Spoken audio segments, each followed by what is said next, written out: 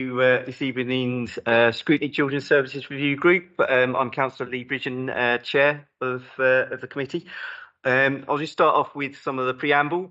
This meeting this evening will be live streamed to the public. A recording of the public part of the meeting will be available on the Council's website within 24 hours of the meeting. Will remote participants joining the meeting using Teams please turn cameras on when speaking and use the hands up icon to indicate a question or comment. Turn microphones and cameras off when finished. Those of you in the chamber, please remember to switch microphones on when speaking and speak directly into the microphone and turn off when finished. Attendees in the chamber, please also switch mobile phones off or place them on silent mode. And if you need to take a call, please leave the room and return when finished.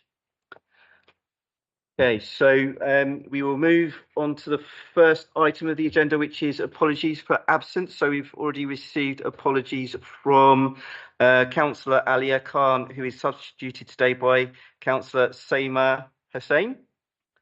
Apologies also, I believe, from Katie Thompson, the primary school rep, Mark Mailer, the secondary school rep, and Tasleem Aslam, who's one of the parent governors. Any other apologies that are being passed on? I'll perhaps also record that Councillor Keynes it's quite sometimes he's unable to attend due to caring for his wife. It depends on how his wife is, so maybe that's why he's not here, or maybe why he's late. Okay, so if we can record that. Okay. Moving on to the next item of the agenda, item 2, which is to review the minutes of the last meeting. The minutes are included in the agenda pack on pages 5 to 9. Hello.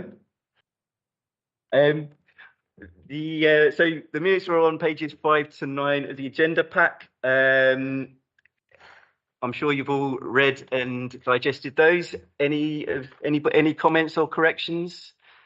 Don't see any hands raised. Nothing on screen. So I think we can take those as confirmed. Moving on swiftly on to item 3, disclosures of interest. So I'll get the ball rolling on that one by declaring the interest that I'm a local authority governor at Summaries Junior School. Any other disclosures of interest? So we'll start off with Ashish. Thank you. Parent Governor and Vice Chair of Wigmore Primary School. Thank you. Councillor Fry. Yep, teacher at Eakman High School. Yep. So I'm a designated teacher support for Tawney High School for boys. Thank you. Okay, thank you. Moving on to the next item of the agenda, which is item 4, urgent business. No urgent business brought to my attention. Okay, nothing. Item 5, references from other committees or other bodies. Chair, non-received. Thank you. Thank you. On item 6, Chair's update. Issues reporting to report since the last meeting.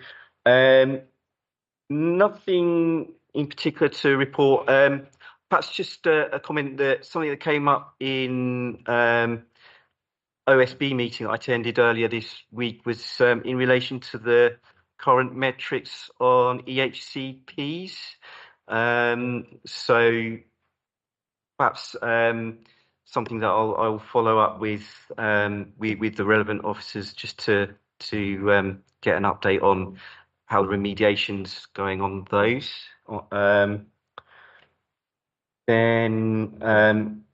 nothing else under this item. So if we move next on to reports, so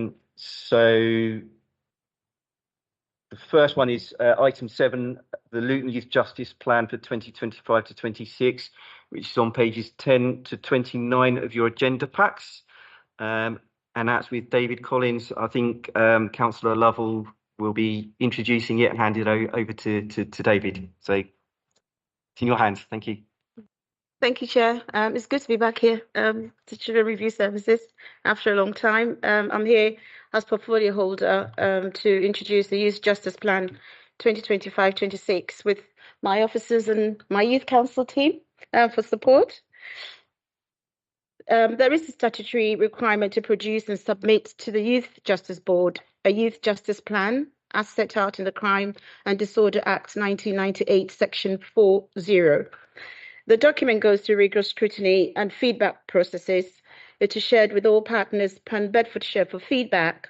It's presented at senior management and directorate team meeting, goes through corporate leaders, team meeting, and now public scrutiny at the Children's Services Review Group tonight before sign off to full council.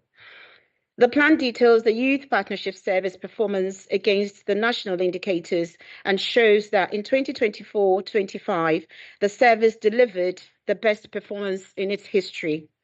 The Youth Justice Plan provides details around the service's serious violence duty, links to the Community Safety Partnership Plan and Luton 2040 outcomes.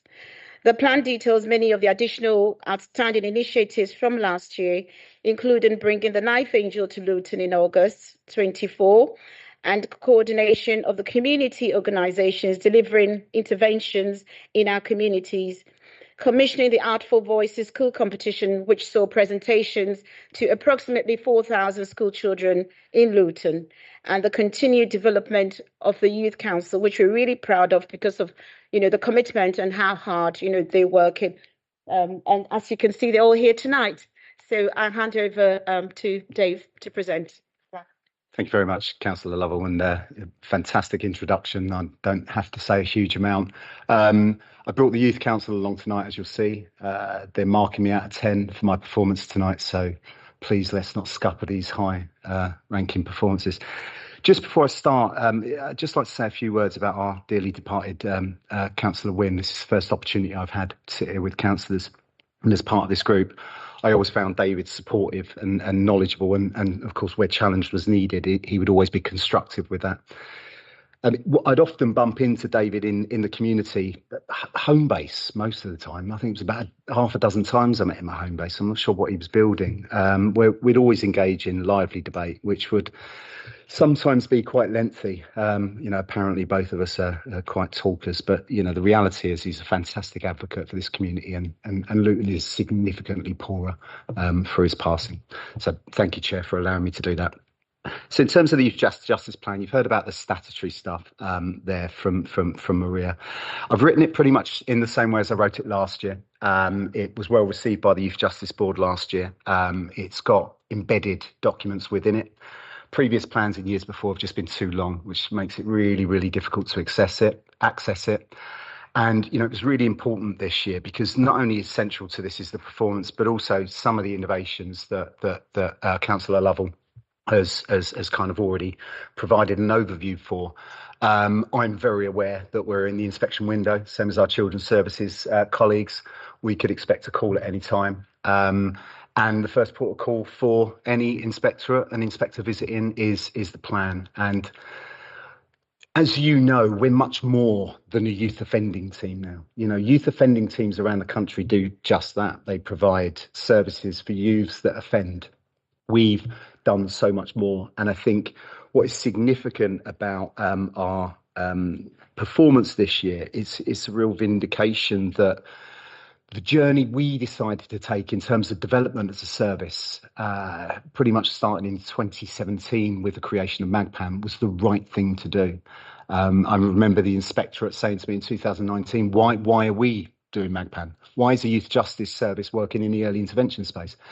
I didn't understand that at the time. I'm much better placed to answer that now, but it was the right thing to do. And when you look at the funding that's coming through the Home Office into offending and criminal exploitation, particularly preventing it, we went in the right direction in Luton. So we obviously have a statutory responsibility to write this plan, but the national indicators that Councillor Lovell were talking about are quite important because the reality is, our performance over the last year has been the best ever. And I've been in this service on and off since the year 2000. So I've seen things kind of come and go. But the reality is we're compared. So there's performance comparisons, and they're made against the national average. So the other 156 youth offending teams in England and Wales, but also regional comparisons and family comparisons. So our regional comparisons, and you'll have to excuse me for, I'm going to get very braggy now because I'm very, very proud of kind of my service, and I'm very proud of what we've created, and I'm very proud of the youth council sat behind us and actually their reach across this town. So forgive the bragginess. I'm the mouthpiece, but I'm doing it on behalf of my service. You know, outperforming nationally is really, really difficult in some areas, particularly reoffending custody. You know, you're dealing with areas in Wales where there's no custody. Regionally, it's very difficult. You know, we sit in a group where we've got Essex and Hertfordshire who have, you know, significantly more funding than we have as a service. So usually your benchmark is outperforming your family. So your family group is youth justice services that are comparable to yourself, areas that are comparable to yourself in terms of makeup, in terms of size, in terms of numbers. So we've got places like Derby, Leicester, Sandwell. So if we look at the three national indicators, the first one is first time entrance. Now for that, I've always just seen stop children offending in the first place. In the last 12 months, we had 30 children come into the criminal justice system. We've outperformed the national, the regional, and our statistical family. It's phenomenal. Only 30 children have come into the criminal justice system. There is a caveat with that, because of course, the way our service has developed, we have higher cohorts of early intervention children, but the fact that we are not demarking children with a criminal record or bringing them into this system is a massive plus for Luton. In terms of reoffending, and this is a significant one. So our reoffending is based on the numbers of children we had come into the criminal justice system last year who then went on to offend. Our rate was 21%. Now that sounds quite high, but when you think that the national rate is 33, the regional is 32.7, and the statistical family is 31. We literally smashed those targets. Some of that's luck, some of it is you know, the cohort we had last year. But do you know what? Luck, judgment, I'm going to take it anyway. And currently custody, we have no young person sentenced to custody. We have one young person remanded in custody. We are not quite green on our custody. I mean, we outperform our statistical family and our regional. We're not quite green on that. And the reason for that is the hangover from the young people that were charged with murder and then sentenced as adults from the incidents in September 2023. So whereas I know we are a much different service now, you know, most of our work now is at that early intervention stage. The reality is this local authority has a statutory duty to the Home Office in producing this plan and delivering on those national indicators. And your team in this service that sits within Deraj's directory has absolutely done a fantastic job over the last year. And I'll stop there. Thanks, David, for that report. And indeed, you have every right to be proud, I'm sure. And I'd like to thank the members of the Youth Council as well for attending this evening. And you know, it's great to have you here. So yeah, thanks for coming along. If I may, I'll just, if you indulge me, I'll just ask a couple of questions and then open up for some questions from the floor. So my first question is in relation to the CERO role that's mentioned on page 25 of the report. And this, as it mentions, it's driven up the numbers of MAGPAN consent to more than 80%. But I mean, my question is around sustainability. So what's the long-term plan to secure and evaluate the community commission CRO post once the current funding, current arrangement ends? Really good question. And I know that's a mouthful, the Criminal Exploitation Reduction Officer. In London, they'd be called gangs workers. But of course, our narrative in Luton is we don't blame children. OK, you know, if children had different options, that they wouldn't be selling drugs and carrying knives. That actually came out of the thematic. If we remember the tragedy outside Chorley in 2021, June 21, one of the recommendations that I made, as well as creating the structure of the Youth Partnership Service, was we need more community organisations that are working in this space, because, of course, since 2017, we've had community organisations sat around the table in MAGPAN. MAGPAN, and it's still the same today. I mean, I think it's over 75% of the children that are in MAGPAN have not committed an offence. So they're not in that statutory field. So they're all entrenched in those behaviours, but we're working in consent. And this is what I'm saying about the caveat with the first time entrance, is what we've done is we've transferred that risk. So we're working with kids in that kind of early intervention space, but it's with consent.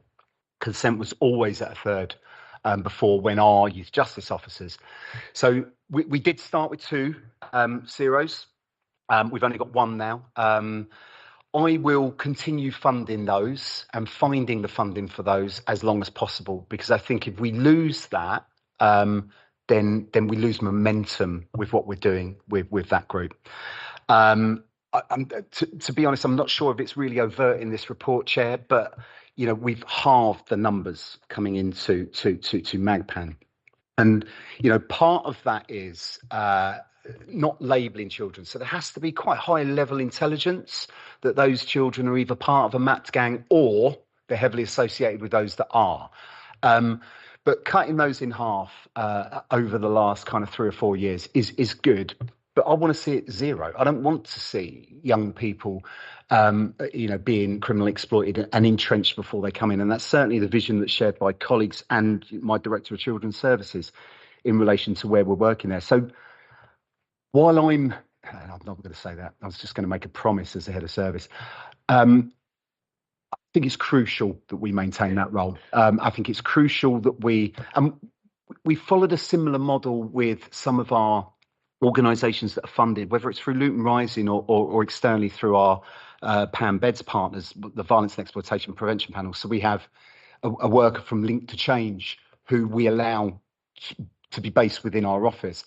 And I think bringing that level into our team is really, it's not just beneficial for us as workers, it's beneficial for the families we're working with, because of course they trust community organisations before they trust us as statutory workers. I think the answer was there somewhere, Chair. Apologies. No, thank you. I just want one more question. And this is in relation to the early screening tool. Obviously, that's sort of should we say, a product of research at the university. So how will that be staffed and funded once it moves into sort of the school pilot phase beyond January 2026? Yeah, I mean, this is a much longer answer, and I'm going to give you a short answer on this because I hope to be somewhere else this time next year. But the reality is, if you'll recall from last year, we were running the supported transitions pilot, which was really focusing in on those year 5s where the vulnerabilities that they display there, lead to exploitation later on in life. But I did engage Beds Uni to get this analysis tool done, but unfortunately, the professor that we got involved, I know this is recorded, so I won't say what happened, but she had to back out of that. We re-engaged with a research team in November of last year. They started in earnest in January. We've got they've just finished the literature review, so looking at what the existing tools are there. We hope to have a tool to pilot in January, February of next year. Now, the idea would be, and again, it's part of the longer conversation, but when you look at all the young people that get involved in serious violence, there's some common factors. Some, they're not in structured education as they move later on. 1, there's multiple referrals to social care. 2, there's X amount of arrests. So all of the early indicators are there. So if we can assess those and we can get there much, much earlier, we can put more intensive support in much earlier. Now, if you think about schools making referrals into social care and through MASH, and we know the remit and the threshold of social care. I mean, obviously things are going to change with Family First teams and the closer working with schools. But what has built up over the years is a lot of apathy. We've made referrals to social care, nothing's happened. We make more, Now, part of that apathy then translates into, so what's the point in making those referrals? I'm not accusing anyone there. If we had a tool, now bear in mind I won't do this tool justice because this tool will be weighted in research, and you tick questions yes to questions 1, 4, 7. There will be a whole kind of text about what those vulnerabilities mean for that young person and what you need to put in place.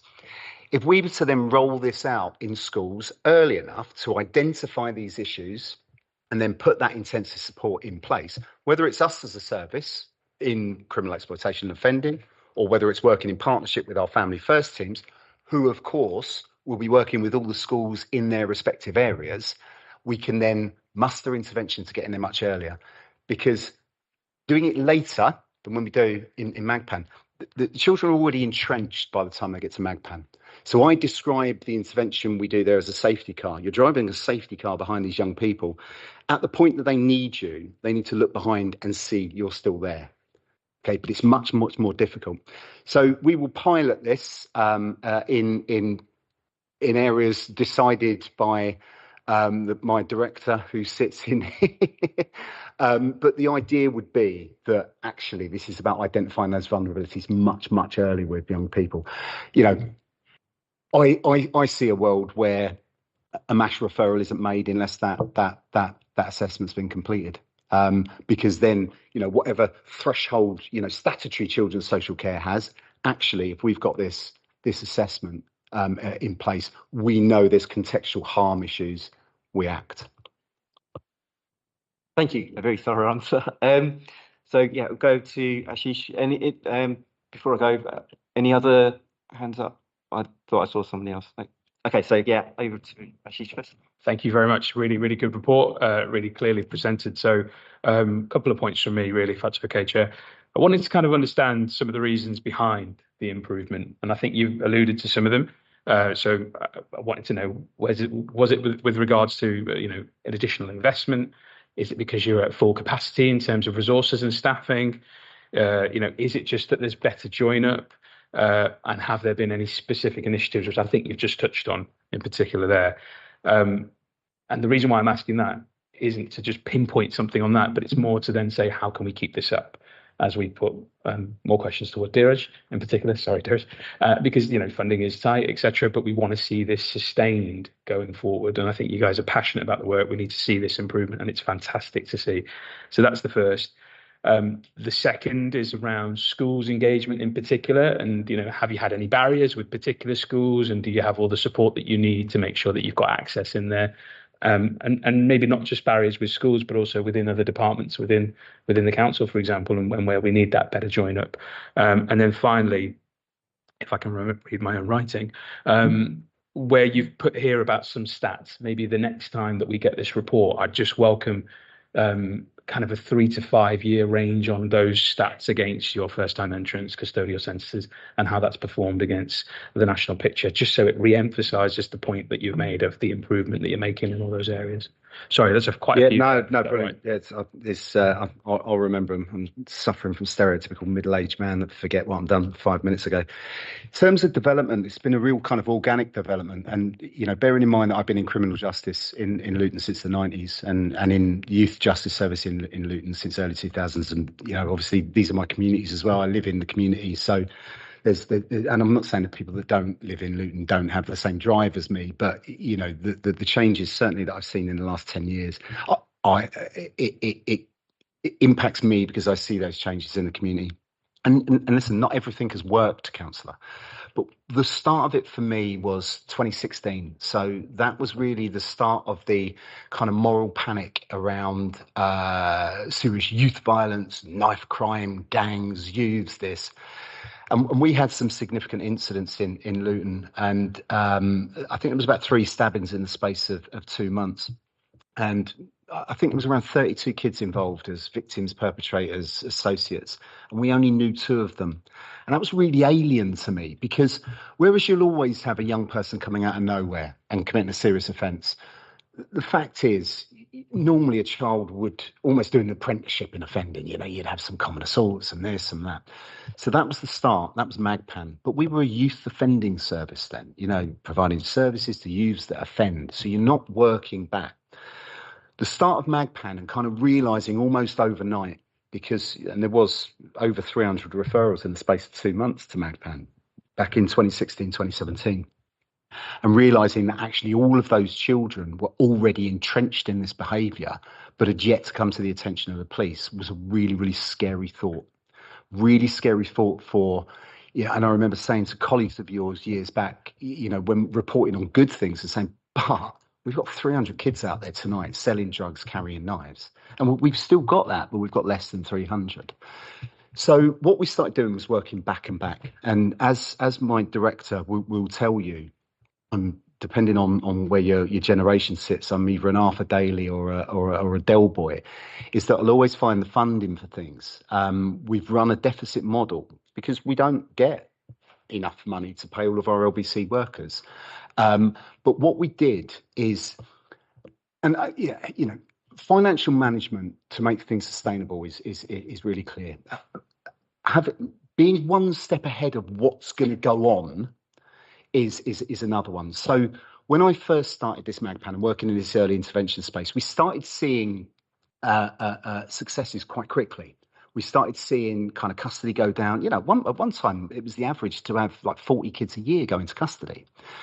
So what that enables you to do is transfer kind of money from one side to the next. So if you look at our youth justice professionals, of which we have 8, or we should have 8, when the Home Office funding for turnaround came, we split those in half, pre-court, post-court.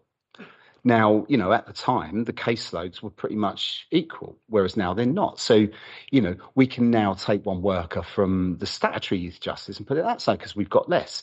But there's also, so some of it would appear to, well, it's not, it's careful financial management with this. I have to apply for grants every year.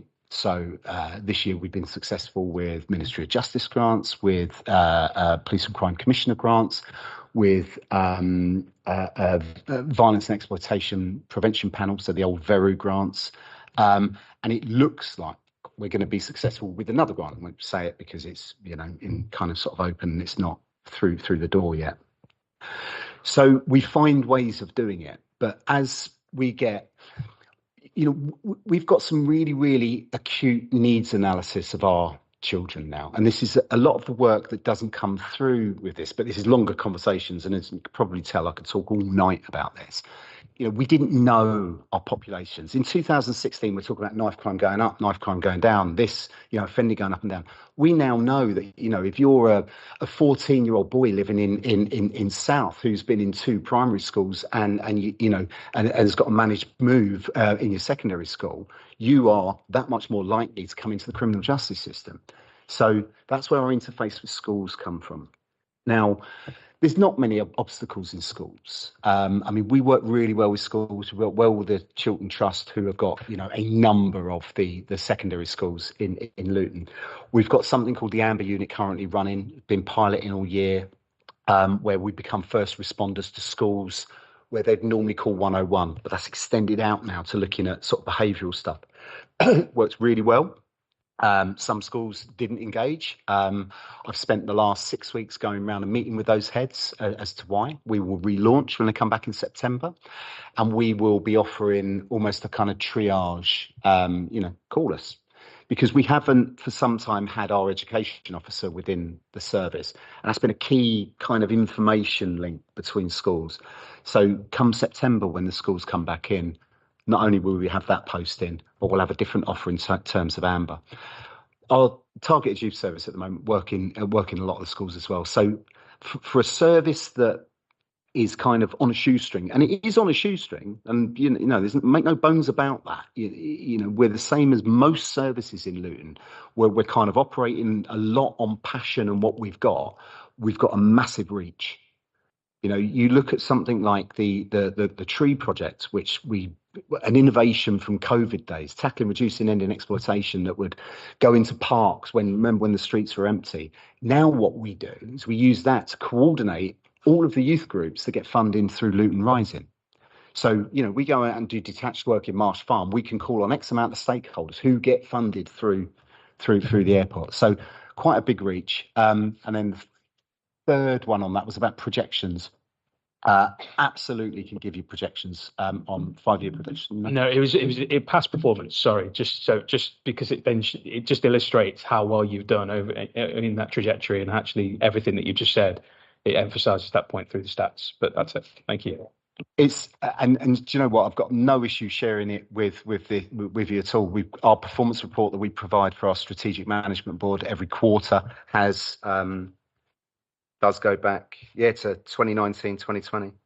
So if you look at so last year we had 36 young people in the criminal justice system, and then 33, 31, 33. So we've got projections across all of those for the last kind of 5 years, and I'm more than happy to send you that report if you want. So, and then just one more follow-up. I think it's something that maybe for you, there is just how we recognise the fantastic work that they're doing on the shooting. Sorry, and I don't know, that's a really tough one in terms of reward and recognition, but clearly passionate people making a huge difference to the community. So, thanks. Thank you. Did you want to come in there, Dheeraj? I mean, thank you, Ashish. It's lovely for the service to hear this, lovely for the portfolio holder, and lovely for our fantastic youth council to hear that. Often we sometimes forget to do that and recognise and celebrate, because we are public servants, and that comes first, and we do it without the need for thanks and gratitude. But Dave knows I meet with him regularly. I know his line manager meets with him regularly. We've had several meetings where we've congratulated the service for the fantastic work achieved, but also the KPIs that have spoken so beautifully. And what Dave's probably quite humble about is that there's been a huge amount of innovation, and that too driven by David, his service, and the young people that's helped create the outcomes that we've managed to achieve in this short space of time. So credit to him. Thank you. Councillor Begum? Thank you, Chair. Just wanted to add on to what Ashish was asking in terms of statistics. It'd be interesting to have some statistics. I know this is focusing on mainly the 16 to 18 or under 18s anyway. Obviously, I'm just mindful that there is probably a lot of young people that probably pass the age limit and therefore may not be accounted for in this report. It'd be good to kind of see where that overlap is, because then it might give us a bit more accuracy in terms of, are we getting better at the service, or are the young people just moving on to another sort of age group, another sector, or what have you? So it'd be good to, because they're in between that age, isn't it? Because once they're 18, they don't count as a child. They move on to being an adult. And of course, in terms of reoffending and so on, once you're 18, you fall into a different category of statistics. So I just wanted to kind of know that in terms of statistics. And I'll let you come back on that. There was another point I'll just find.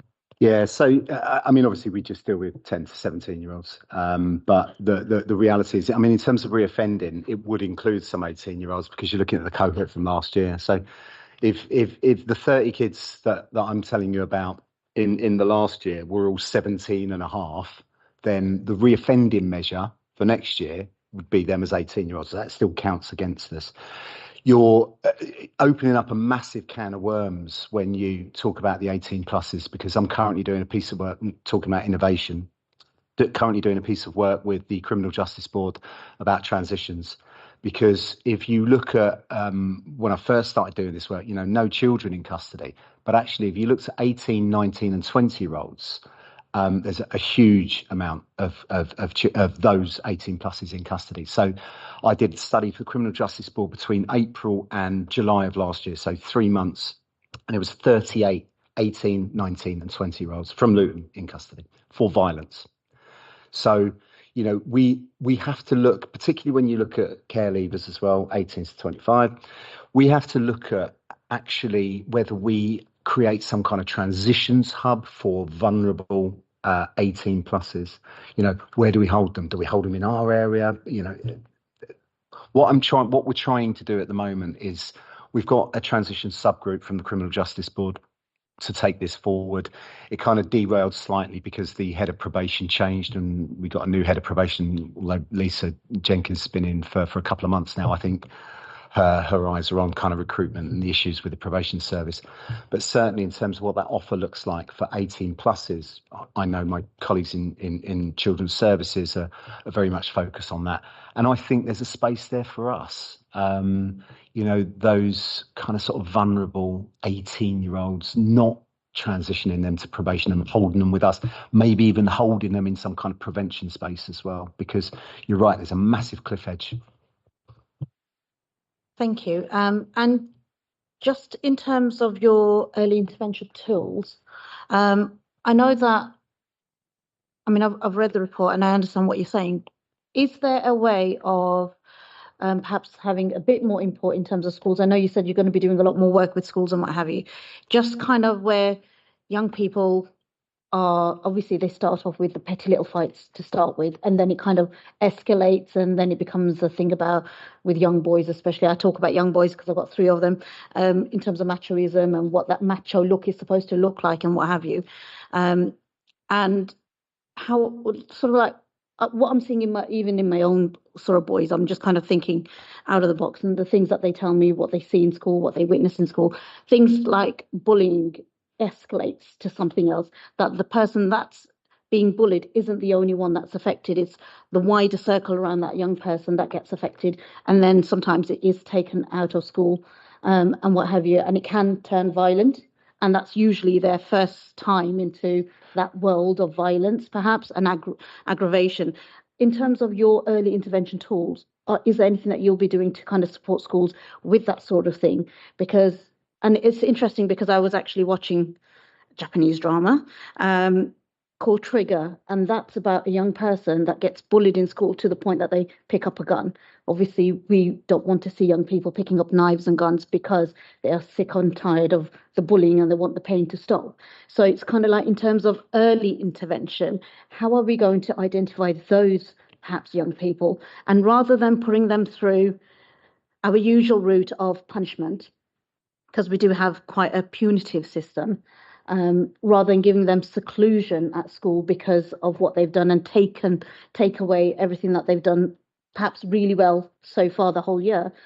Of course, we can't reward them for the bad behavior, but how would we do it in a much more balanced way and get them to perhaps understand that the actions that they've taken is actually wrong, but there is other ways about going about it, or anonymously perhaps reporting things and things like that. How are we going to kind of like work with schools to kind of tackle that issue? Because that usually spills out of schools, ends up becoming a wider issue where they carry it on when they're 15, 16, 17, and they carry that grudge against each other. And the moment they see that other person, it's a case of, I'm going to bang you up kind of thing. I'm just thinking of the language that young people tend to use these days.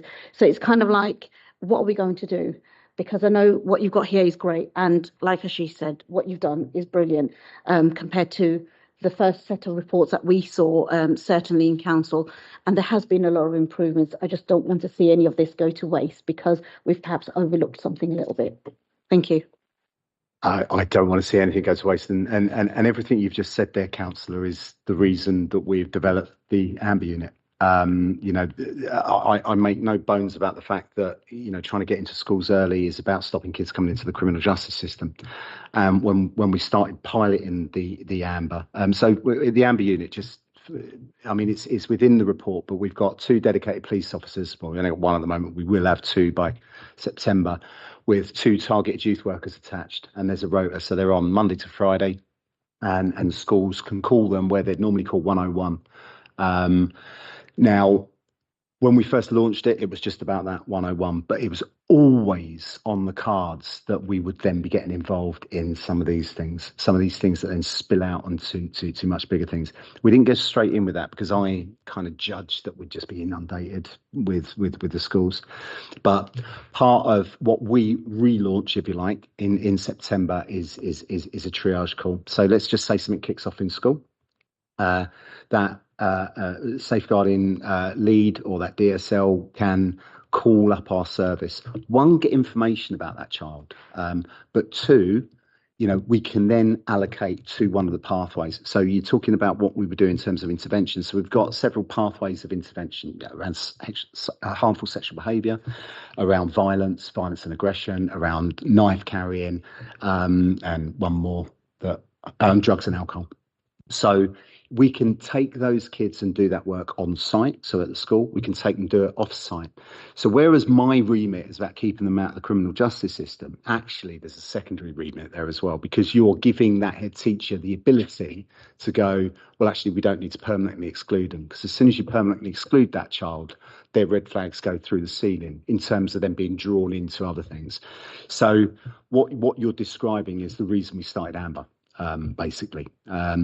And it was very difficult getting that, because we couldn't deliver that on our own. When we talk about the youth service in Luton, the youth service in Luton is 6 workers. That's it. It's not, you talk about the youth service in Hertfordshire, you're talking about a budget of 5, 6, 7 million pounds. In Luton, it's 6. That's why I'm saying our kind of resources are really, really stretched, but we've got a wide kind of reach. So I had to get the police on board with that. We've now got an assistant chief constable who really values prevention, because he sees it, and he was the chair of our board, he sees it as a way of reducing the work that comes in through the police front door. So getting those officers, which is, £110,000 of resource from the police, was a real kind of coup. But that's what we're doing. Councillor Fry? Thank you, Chair. My original question was going to be around on the sustainability, which has obviously been addressed. So I'm going to take that a little bit further, if I may. Clearly, you've had a lot of successes, which is brilliant. So how are you going to build on those successes moving forwards? Yeah, and again, I don't really think it's appropriate for a lengthy conversation about this, but I think when you look at what's happening on the national stage, we're getting to a kind of a crossroads, if you like. We're a service that is there for offending and for criminal exploitation. So anything to do with kids that are at risk of or involved in. We also have a very small educare service at our place, which is about contextual harm. The 2 significant panels that we have in place are the multi-agency gangs panel on the one hand for criminal exploitation, the MACE that sits there for all other forms of exploitation, that sits with colleagues in children's social care. The way the Home Office is moving in relation to funding for things like turnaround, it looks like they're putting more funding into youth justice services to work in that space. So in terms of sustainability and how we work with Family First and the way that changes, we've got a decision to make in the future as to whether contextual harm that's not criminal exploitation sits with over here, with us sitting over there. The sustainability, the world is changing and the funding streams are changing. And, if you look at Family First changes locally and the way those teams are going to work, and more importantly, how we work with those teams, because we're represented across all of those pathways into services and intervention for our children. That's what we've got to put at the root of this going forward. So sustaining what we're doing at the moment, I could sit here and say, and we're, the first quarter, although it's not been validated yet, we're still on that trajectory. But I don't know what's going to happen in 6 months' time. Like I say, we've got 143 young people sat within MAGPAN at the moment that, could do what they did in September 23. But what I can say in terms of we improve every time something happens, so you look at that group of 12 kids from September 23, all of them charged with murder. All of those were known to MAGPAN. 10 of them had never committed an offence, but all were known to MAGPAN. So as perverse as it is, massive tick. Because you go back to 2016 and the 32 kids I told you about involved in that, we only knew 2 of them. So we know these children now, and moreover, the conversations we have in whether it's our senior management team or Dheeraj's directorate management team. So we're talking about how we analyse these children. So, one of the things that came out of the last extended DMT is a vulnerable child panel, because we know, like I say, we've got needs analysis of these kids now. We can do that. We can work earlier. We can give you more kind of firms on the sustainability, but It's not an exact science, Councillor Fry, and that's the truth. But you have to understand the cohorts of young people you're dealing with, and we understand our cohorts. Not saying we're meeting all of the things we're seeing, but we know them now. Thank you very much. I'm sure the way you're working is going to get better. I'm sure it is, and build on those strengths. Well done. Thank you, Councillor Fry. Thank you. Any other questions? Yeah, go ahead. Thank you, Chair. Thank you for the report. It's very comprehensive, and might just like to also echo what fellow colleagues said about maybe graphs to kind of compare the yearly breakdown. Just probably a clarification. It said 65% of children completing YPS they're deemed as to have a suitable education provision concern. 50% are NEET. So these are our most vulnerable children. So I welcome the fact that you are working closely with the schools, because the children are at school for majority of their day. They are, and staff do pick up a lot of safeguarding things. So when you said about Amber, what level of, so safeguarding's picked up a child, say it was a fight outside of on premises, say it was quite violent. So is that something that they would intervene with, or is it very kind of, what kind of severity would they come and intervene? I think when we first started, my view was it was the stuff that bordered on being criminal. I think now, and what's the number? 78 children have come into our service as a result of Amber in the first, January through to, when the schools broke up. So we know it's working. The question you've asked is pretty much what heads come back with, heads of service come back with. And I think that's why I want to introduce a kind of sort of triage, so we can have that contextual conversation in the morning about a child. Because the reality is, schools have some very good behaviour, processes and policies and behaviour in place anyway.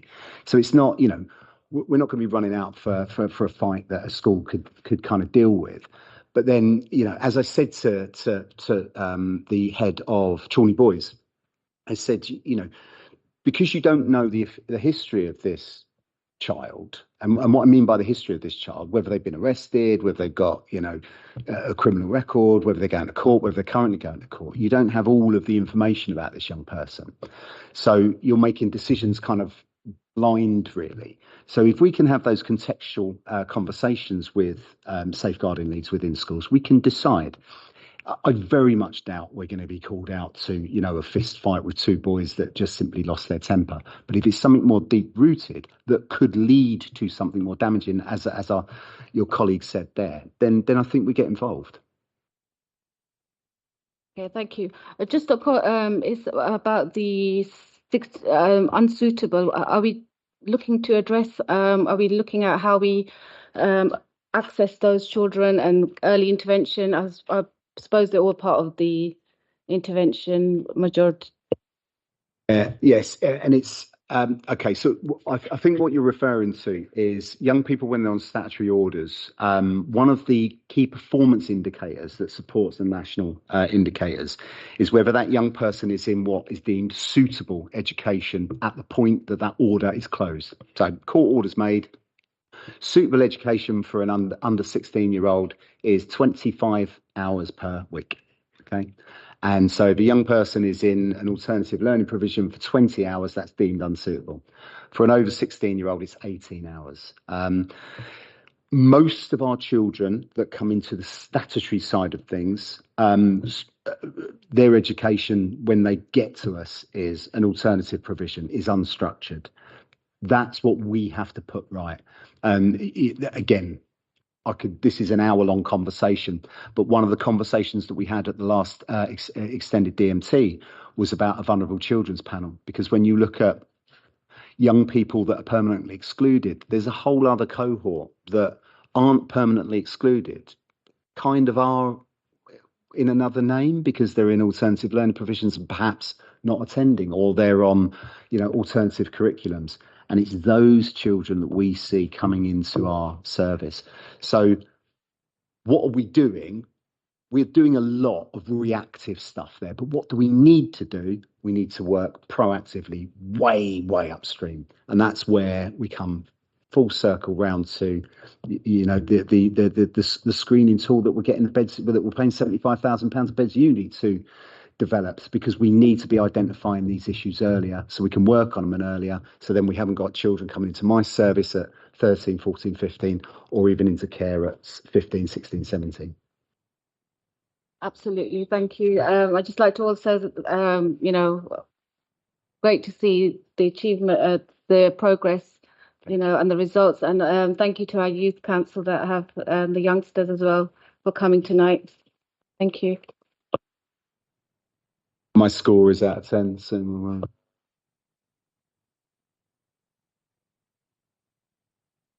Thank you. Any other questions or comments?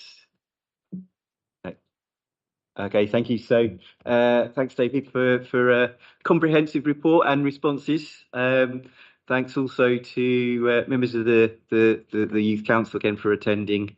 And again, well done on your achievements so far. It's really positive report there. Thank you. Chair. Good. Moving on to the next item of the agenda then, which is, let me sort my paperwork out. So item 8, which is the drug and alcohol service reprocurement item, which is on page 30 of your reports, of your agenda packs. And that's with Anna Starling, who has joined online. I can see Anna waving there. Anna, I'll hand over to you. Thank you very much, Chair, and I'm really sorry for not being there in person this evening. My own child is not very well, so sorry about that.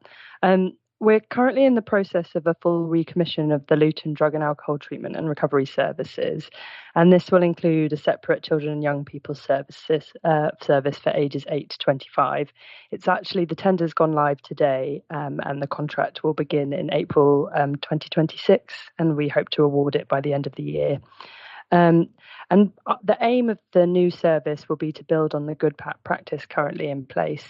So on the indicators we have, the current service is performing well, and we're tackling more unmet need with more children and young people receiving treatment, and all waiting time standards are currently met. So all children and young people who are referred will receive an assessment within 5 days and are engaged with services within a week. There's also a focus on prevention in the current service, there's been targeted intervention to 13 schools in Luton, and about 4,500 children and young people has been reached as part of a broader prevention campaign. Additionally, we've trained 300 professionals in drug and alcohol awareness and how to have difficult conversations. So the new contract will support the continuation of this good work with a focus on quality, continuity of care, and continued focus on prevention. The service will have a central base, but will also be prioritising outreach into the community. And this will include linked workers in schools, which we've currently started to have in place, as well as training substance misuse champions within schools to continue to help them have those challenging and difficult conversations with young people. So overall, the aim will be to improve health outcomes, reduce inequalities, and address a range of needs through community outreach and partnerships. And I'm sorry, that was a very quick overview, but I'm happy to take questions along with my director, Nicola Ainsworth. Thanks for that. I'll perhaps get the ball rolling if I may on some of the questions. So in paragraph 4 of the report, it's mentioned of a failed tender, and sort of there's a redesign summarised. Drilling perhaps down into more detail than is presented, are there any sort of like risk share or break clause mechanisms that will be built into this new contract to avoid a repeat of the 2024 market failure? So the reason we stopped the procurement last year was actually because we didn't receive any any bids or interest, and that was predominantly because it was felt we had split the contract into 3 parts, and it was felt it wasn't viable for different providers to take those 3 parts. So we listened to the market, and from that now we've gone back into 2 parts. So there'll be the clinical service, which will include the children and young people service, and the recovery service. The 3rd part was originally also a service to that would have focused on complex individuals. That will still be part of the tender, but that will now be part of the first contract with clinical services. So that's the main thing we've done from listening to the market to address that. So we're hopeful now from ongoing market engagement, we should see bids this year. And I don't know if Nicola wants to come on anything further on that. No, I think you've explained that well, Anna. Thank you. Thanks for that. That's clarified that point for me. And then another question is in relation to the hidden harm bullet. So, how are you modelling future caseload and workforce capacity to ensure that there's safe staffing from April 2026 onwards?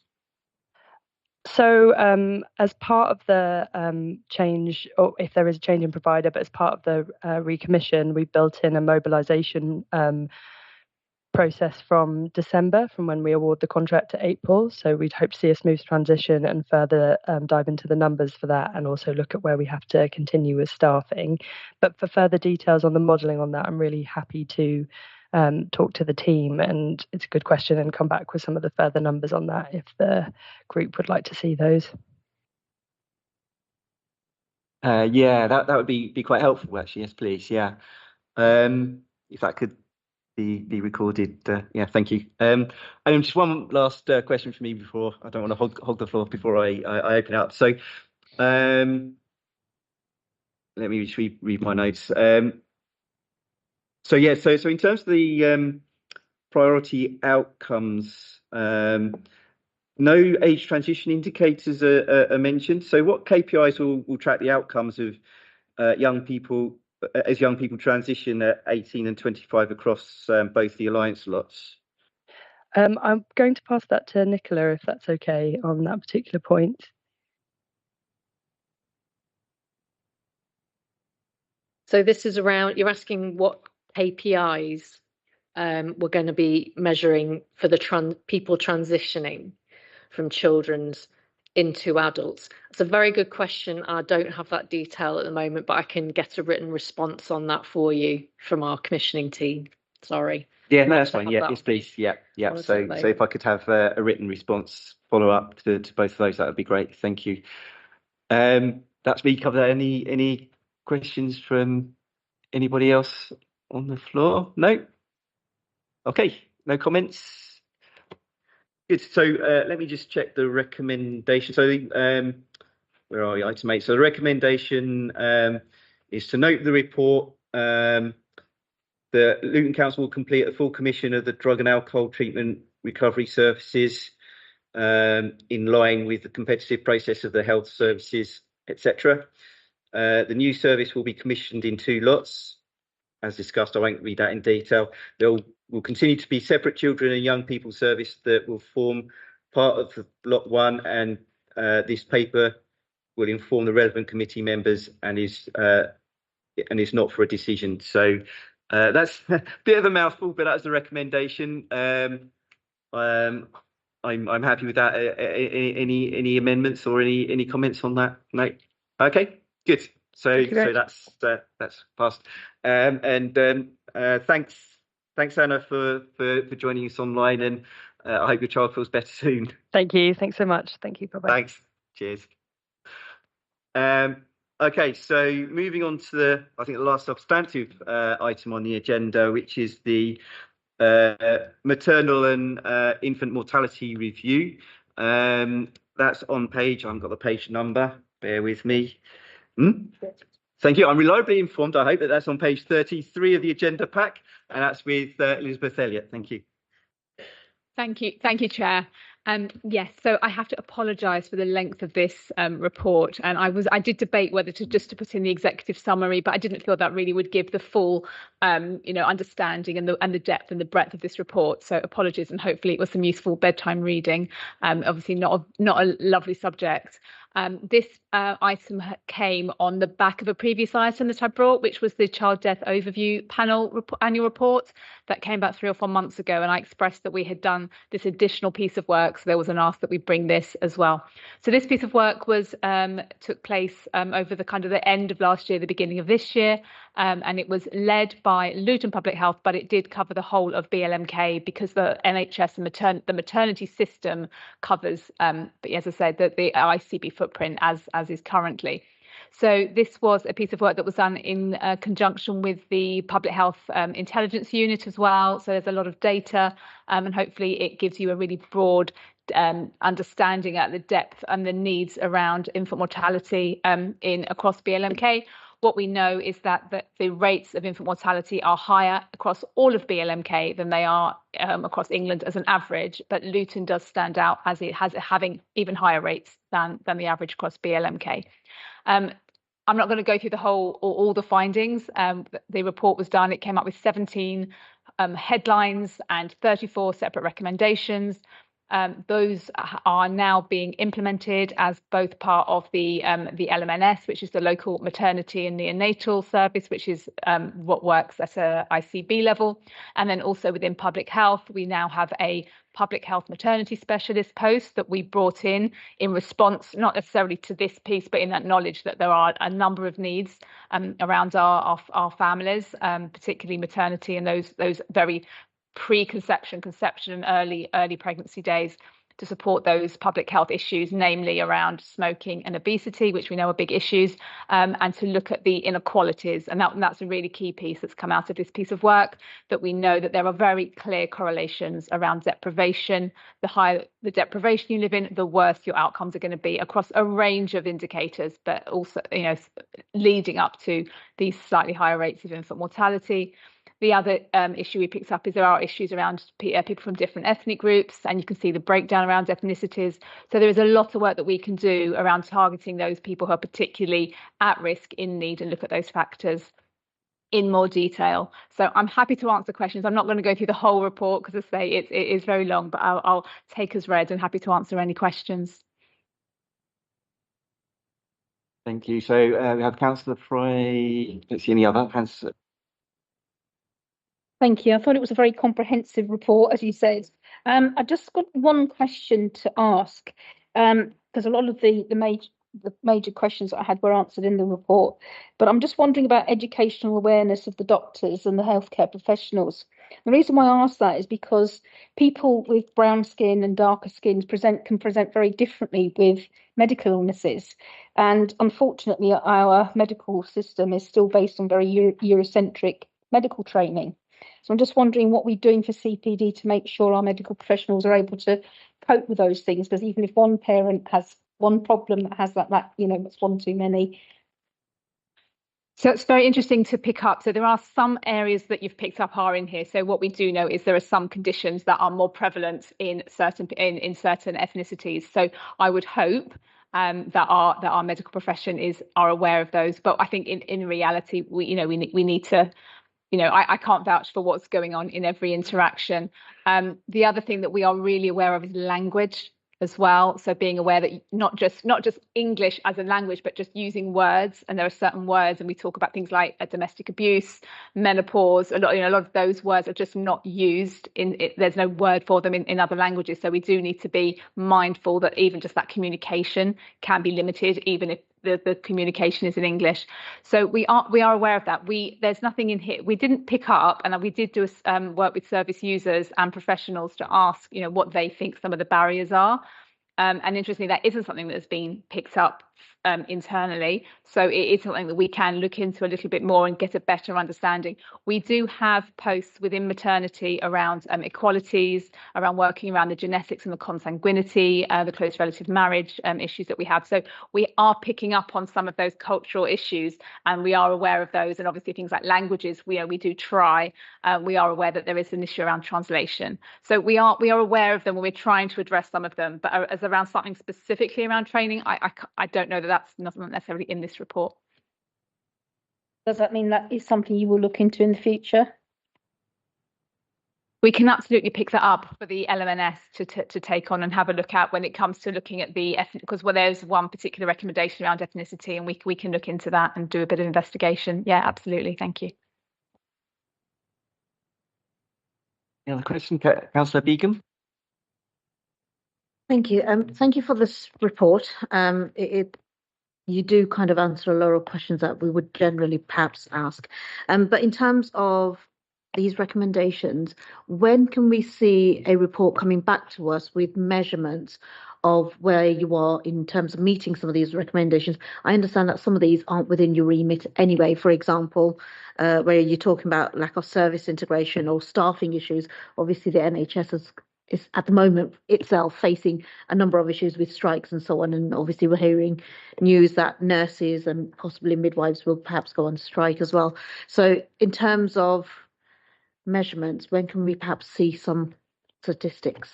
Thank you.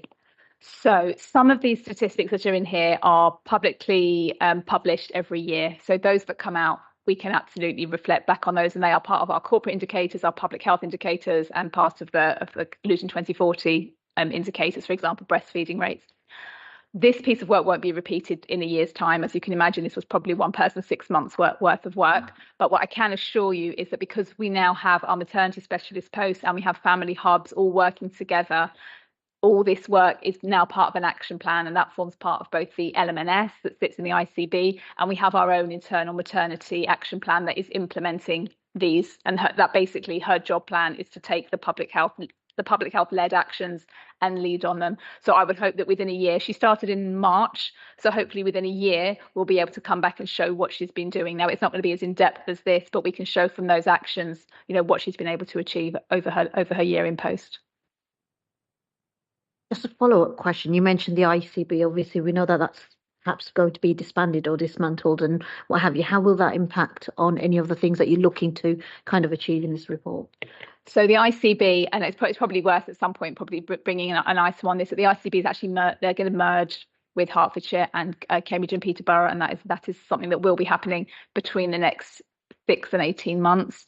So it's not something that's going to be happening absolutely imminently. What won't change is the responsibility of the NHS to deliver on maternity care. So that will still have to happen at some level. It may happen at a higher footprint level, but there will still be that oversight and that assurance that the NHS they will be, commissioning those services and delivering them. It just might be they might not have the staff that they currently have to support, and we'll have to work with that. And it is a risk, absolutely. Yeah, go ahead. Thank you, Chair. Yeah, I mean, I just follow what my colleague said about the staff. We do know that, because of the short of staff, we do suffer a lot. But how recently we came across the NHS is not recruiting any more staff, and how the maternity ward going to tackle that? Well, I'm afraid we're going to have to leave. We have to allow the NHS to make some of those decisions. So we will push them on that note to say, these are the issues that you're seeing. We do need the delivery, and that's the reality. We work in partnership with them. Unfortunately, our maternity specialist who came into public health was a midwife in the hospital, and there was very much that we took a midwife out by bringing this post in. But from our perspective, this post is actually having massive impact across all health inequalities on services. So we are aware that they are struggling with recruitment and retention.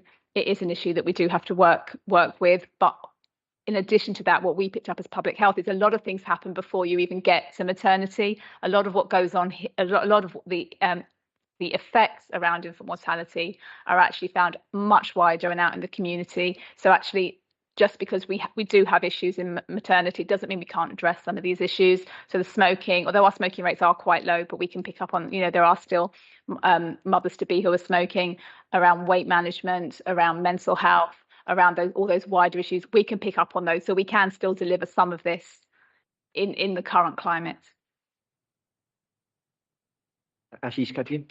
Yeah, I think it's a really helpful point, and I think the shift from the ICBs to the providers, I think, is going to be critical, as is forgot what terminology they use, but basically the primary care part of it in terms of the not in hospital, but through the community. And I think there's an opportunity here to really tap into that, recognizing that budgets are tight everywhere as a result of this. And so I think I think you gave me that reassurance, but if you could just maybe expand on the partnership that you have with the trust in particular, and how we can have that community feel to tackling these challenges, because there are some significant ones here that we need to tackle.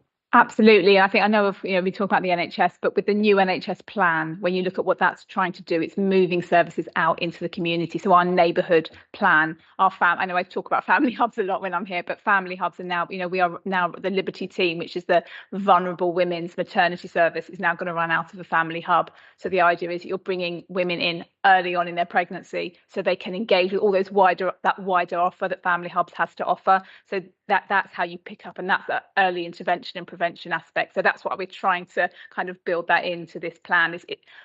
We look at some of the outcomes are negative, but sometimes that is what happens in the hospital, but quite often, as you've said, is what happens outside. Councillor Fry? Thank you, Chair. Can I just pick up on your point about the hubs? You said about early intervention, but also in the report, it was very clear that some of your mothers aren't coming in before 10 weeks from their pregnancy. How does that correlate? So there are a number of issues around booking, and we actually have now a stream. The LMNS has its own stream around early booking. Now, one issue is that there aren't enough maternity appointments to see mums before 10 weeks. So that is a capacity issue that we're trying to pick up on. The issue around people booking themselves is absolutely around us raising awareness for mums to know how they can refer. You can actually refer straight into maternity. You don't have to go to your GP. So making that access much easier, so improving that access, but then also raising awareness of the importance of booking early. There's very clear data here that some ethnic groups, particularly Black women, are booking very late. So I think there's a particular issue around ethnicity that we can look at, and look at what's that specific issue that we need to address around that early booking. I think it's probably something around trust. So I think we do need to build trust with health professionals as well. So to continue that health literacy, that understanding, and build the trust across the piece. There is a lot to do. There absolutely is a lot to do. Thank you. And if I could perhaps expand on that point, actually, I think it's on page 54 of the report. It's mentioned that there are, I think, about 5%. I think it's about 5% of women mothers who can't speak English well and who book late. So I guess expanding maybe on your response to Councillor Fry's point, what would the relevant departments, I think the LMNS and Public Health Maternity, what would they do to work with community partners to address those 5% of mothers who don't speak English well and who book late? I mean, absolutely. We are really aware that when we talk to the hospital and we say, what are those biggest issues? They come up and say it's, interpretation translation services.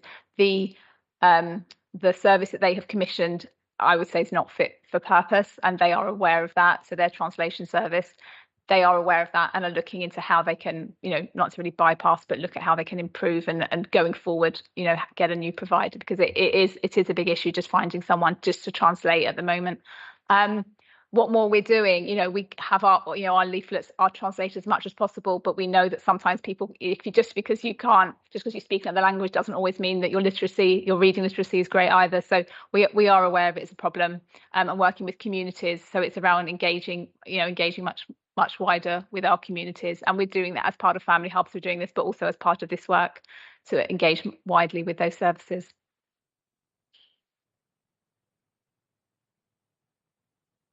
Thank you. Any other questions or comments?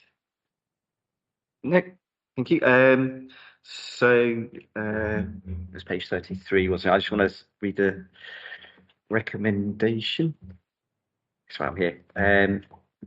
The recommendation was CSRG to note the report identified 17 areas for improvement, 34 separate recommendations. The LMNS will be responsible for overseeing their prioritisation and implementation across the system, and that there is a public health and maternity speciality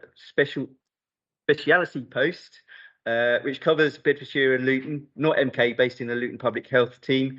The focus of their role will be to implement the recommendations linked to local authorities, their commission services and public health. So those are the recommendations. Any questions or comments on those recommendations? All supportive of that? No? Thank you. And thank you, Elizabeth, for presenting that and answering our questions. Thank you. Thank you. Yes. So that was the last, shall we say, substantive item. We'll just move on to the next item, which is looking at the forward work plan. Now I just need to find the page number. So that is on page 124. Thank you.